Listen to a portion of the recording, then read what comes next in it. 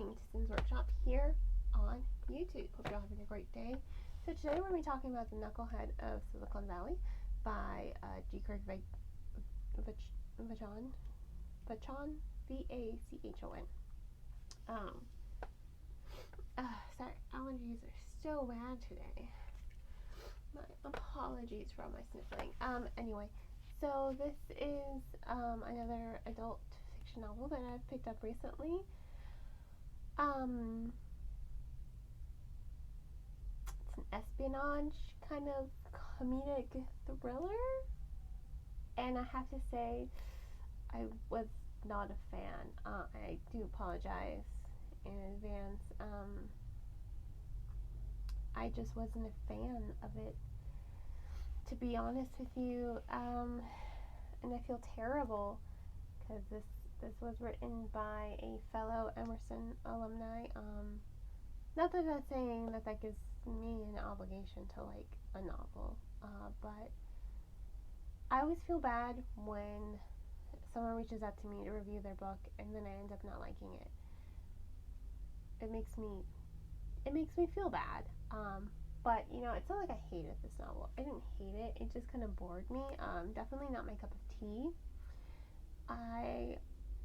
It follows Ralph. You know, he's an investor in Silicon Valley. I think my main issue with this story is that it was hard to follow. I didn't think it flowed very well. The timing is very choppy. It goes back and forth between timelines quite a lot, and I think it loses the reader when it does that. You know, it starts off, oh gosh, I don't even remember when it starts off. 2016, and then we're in 1974, and then we're in the 1990s. It bounces around a lot.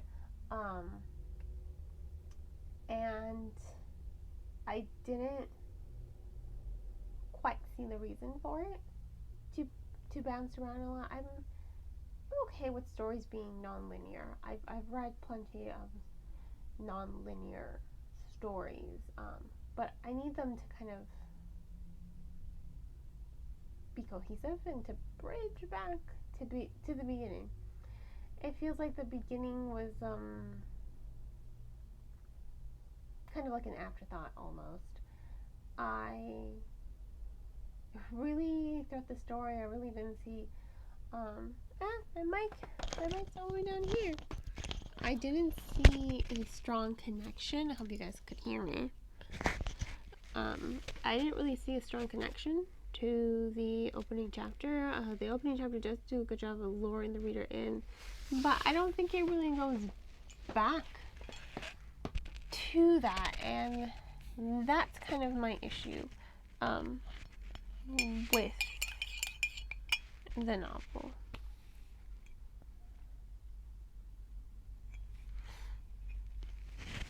You know what I mean? I'm trying to let's see if I can.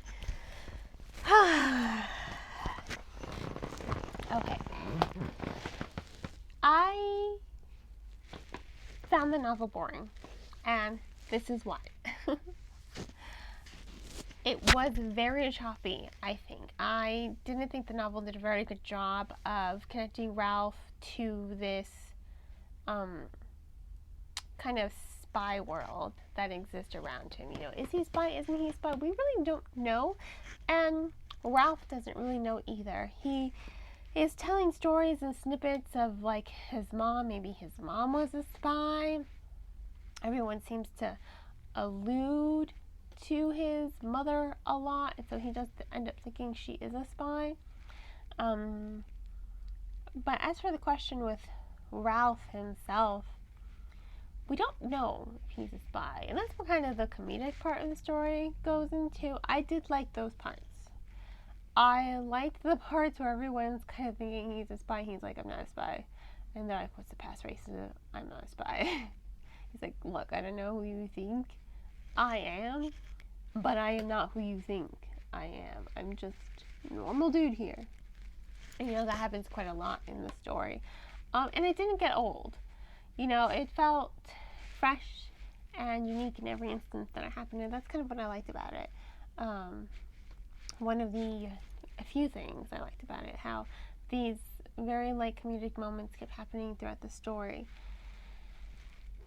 But I was also kind of confused about Ralph's age, just because with all the time jumping, I got very lost. And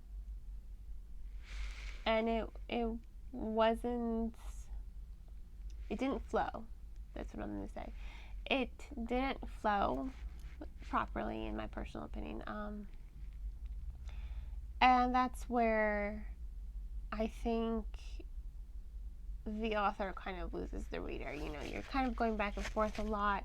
A lot of these sequences that happened in the past, you're trying to connect it to the present, but it's not always clear how this ties into the present. It seems like it's a lot of superfluous information that's happening, that's going on in the story. So it makes it very hard to follow, because then I'm also confused by his age, because one, we're going back and forth a lot, which is already kind of jarring to me, especially because there are like really no grounding moments to like really just suck me into the story. There's this one scene when he goes to get a haircut with Tommy. That was something out of like a sitcom. But then I was just like, what the hell does this have to do with anything in the story? You know what I mean? Like, oh, this person is connected to his mother. Like, okay, that's great. A lot of connections to his mother. Didn't quite see how that was essential to the overall storytelling. What? Because everyone thinks his mother was a spy. Maybe she was a spy, and yet, so they all expect him to be a spy. It was very loose. It was a very loose connection that didn't really add much to the story. All these allusions to his mother, because there are not a lot, you know, a handful, but they didn't add anything to the story, and I kind of find that a little disappointing, because I thought this was all about Ralph. You know, I thought the story was about Ralph, but like I was saying, the reason his age confuses me is because there are times where I'm assuming he's much older, where he sounds so young, and then there are times where he's much younger and he sounds so much older. I think the tone of the storytelling was not in sync with the progression of the story.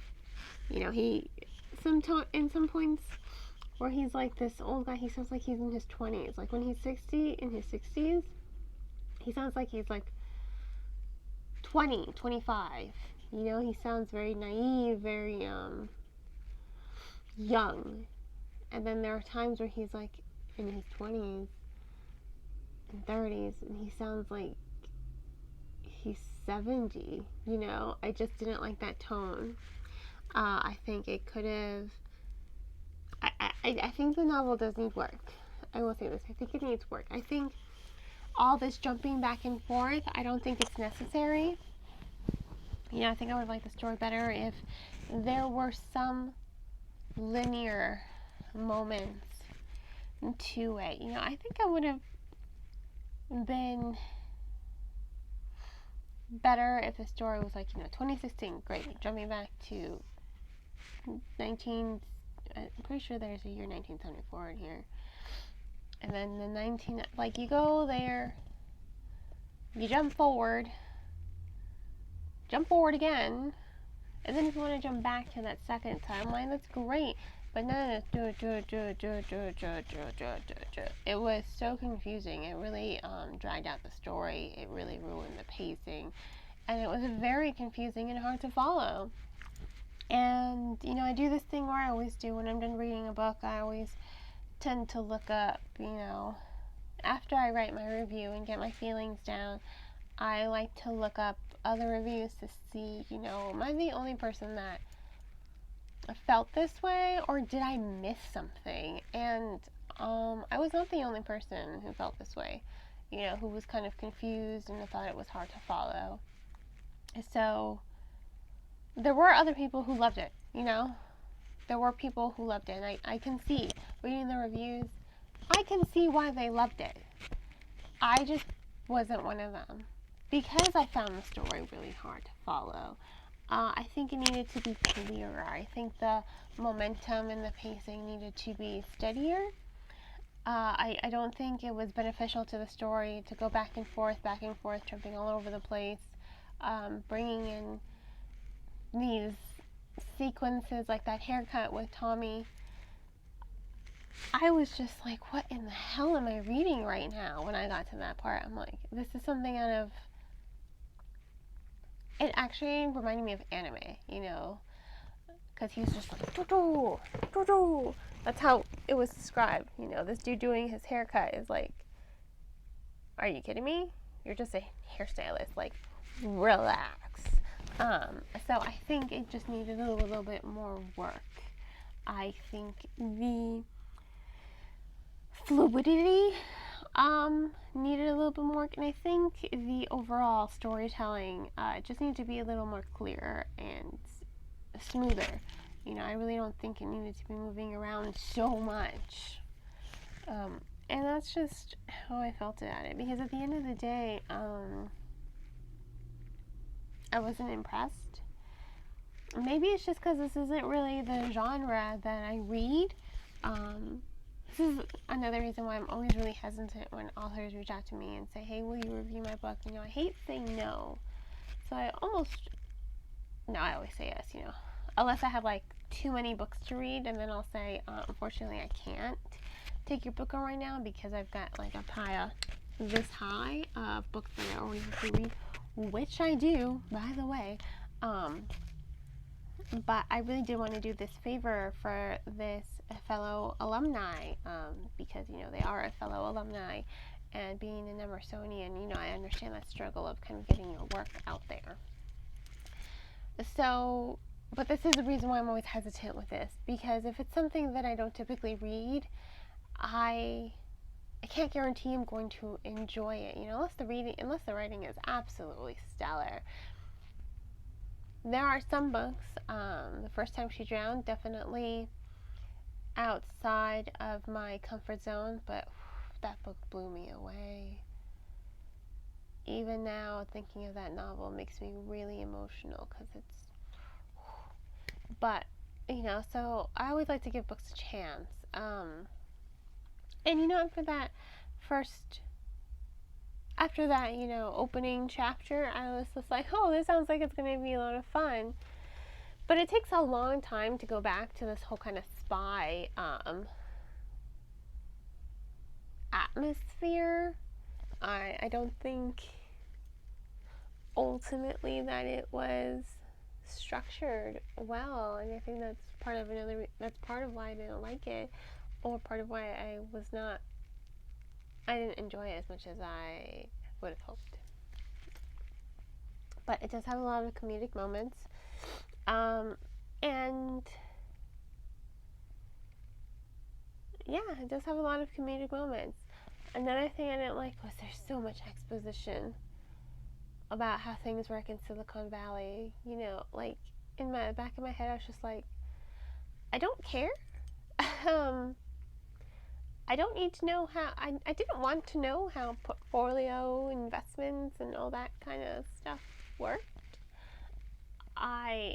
And that's another thing that I think dragged down the pacing of the novel. It was just like, wake up, Cynthia, read it. You know, it kind of bored me, all this exposition, describing Silicon Valley. If you are into that sort of thing, great, pick up this novel. I am not. I think there was way too much exposition going on, explaining a lot of things that he was working on, and I was just like, huh? I didn't need it. Personally, I really do think it dragged the pacing of the novel down. I was not a fan, unfortunately. And I regret that. I really do. I sincerely regret that. But you know what? I do think there are some redeemable qualities of the novel. I didn't hate it, you know, it just kind of bored me. But so I didn't love it either. But, you know, given everything I'm saying, I'm never not going to recommend a book, ever. Because my opinion is my opinion, and we all have different tastes. You know, if Silicon Valley comedy and espionage themes kind of are your thing, I think you'll enjoy this novel a lot. Even if one of those things is up your alley, I think you will enjoy this novel. I just think it takes careful reading, or maybe not. Maybe because it just wasn't my cup of tea, that's why I found it a little confusing. I think we all have a lot of different tastes in the world, so I'm never not going to read a book, even if I think it's horrible. And I've read some horrible books this year. I think I've read more horrible books this year than I have ever. Don't know what's happening with that. So, you know, the Knucklehead of Silicon Valley, I give it 3 solid stars. Because it wasn't bad. It was just, I'm going to say this, it just wasn't my cup of tea, ultimately. So the Knucklehead of Silicon Valley, I give it 3 stars. There is a link to purchase it in the description below. If money's too tight, you know what, go ahead and check it out from your local library, because libraries are a great resource for the community and definitely deserve all the support they can get. No, that's it. That's all I have to say on that matter. Please do not forget to support me by liking this video and subscribing to my channel. I hope you all have a great rest of your day. And, as always, happy reading.